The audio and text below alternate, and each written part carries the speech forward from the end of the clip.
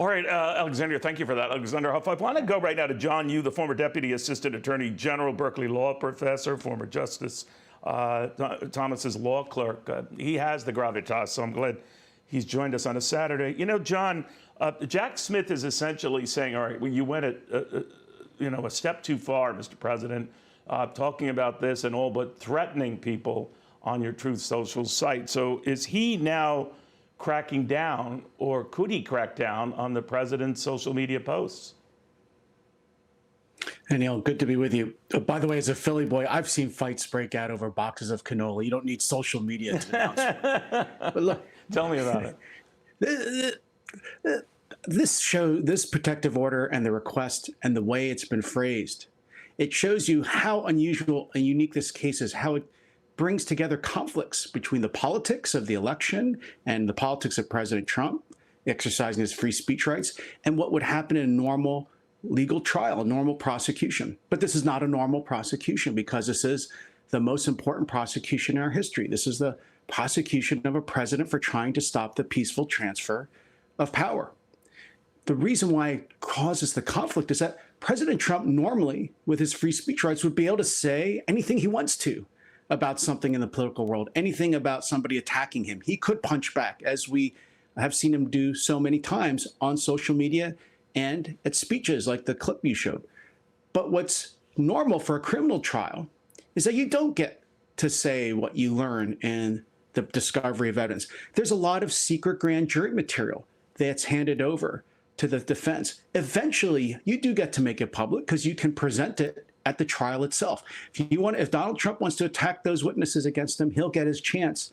But in court, usually in a criminal case, you don't get to just disclose everything you find out from the prosecution right up front. So that tension, this is just the beginning. This is just the beginning of repeated examples where law and politics are going into conflict in this case.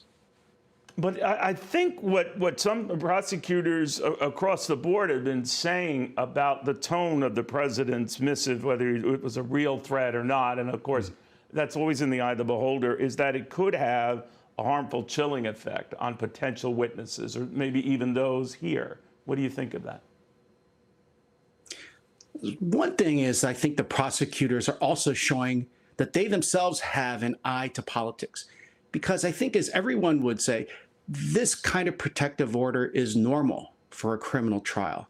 And it's not strange that the prosecution would ask the judge to just remind the defense, keep everything quiet, keep everything secret, it's confidential.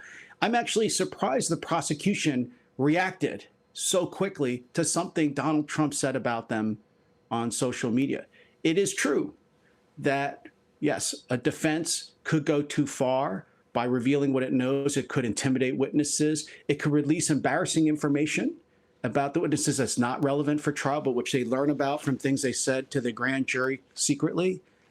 Defense attorneys would not normally do it. Here's the interesting thing. Usually, if they did do that, if the defendant did do that, they could get sanctioned by the judge. But you could easily see Donald Trump saying, what are you going to do? Fine me? I don't care. What are you going to do? Put me in jail? That's exactly what I want for my campaign.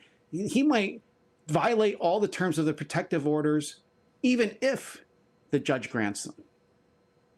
So let me ask you then, John, there are a lot of people who kind of looked at these four latest charges in this latest indictment on what led up to January 6th and what role the former president might have had, that they were specious. They didn't even tie him directly to January 6th. They hearkened back to statutes and laws that were on the books going back more than a century and involving the Ku Klux Klan, that he was reaching. So that got a counter narrative going, John, that, well, he must be having something else that he's ready to debut in a trial or what have you. What do you make of that? You know, as you and I discussed when we watched the arraignment a few days ago, this is such a momentous part of history. This is, I think, the most serious criminal trial ever brought in the history of our country, accusing a former president of trying to stop the peaceful transfer of power.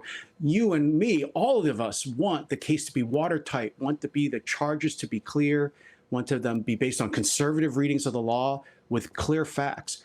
Unfortunately, I'm disappointed. I think the critics are right that the indictment is actually based on stretches, real stretches of the facts, actually claims like for Medicare fraud that's usually used against government contractors, statute used for obstruction of Congress, usually used for tampering with witnesses and evidence in congressional investigations, a Ku Klux Klan Act from the Reconstruction era that's never really been used in situations like this. His case is based on unprecedented, first of their kind stretches of the law. Yeah.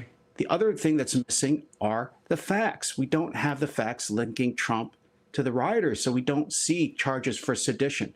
We don't see charges for insurrection. I would want all this to be a lot stronger if the government was going to take this first step ever in history in such a major criminal trial as charging a former president.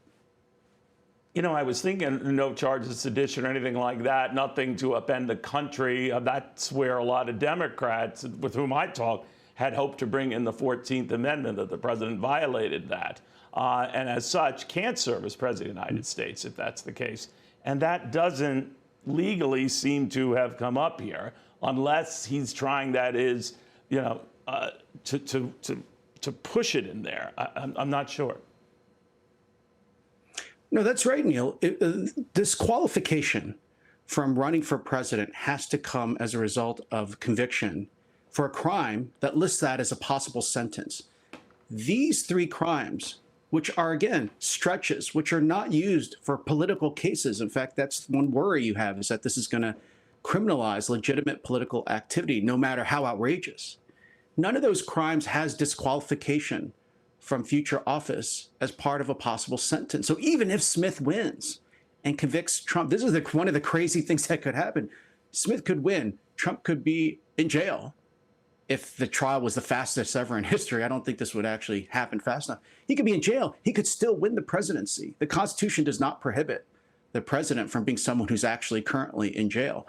The crimes that do allow for disqualification, insurrection, sedition, are not charged here, as you say, Neil. The ones that the Democrats have been talking about ever since January 2020 are not present. So you can't, as you say, Neil, you're right.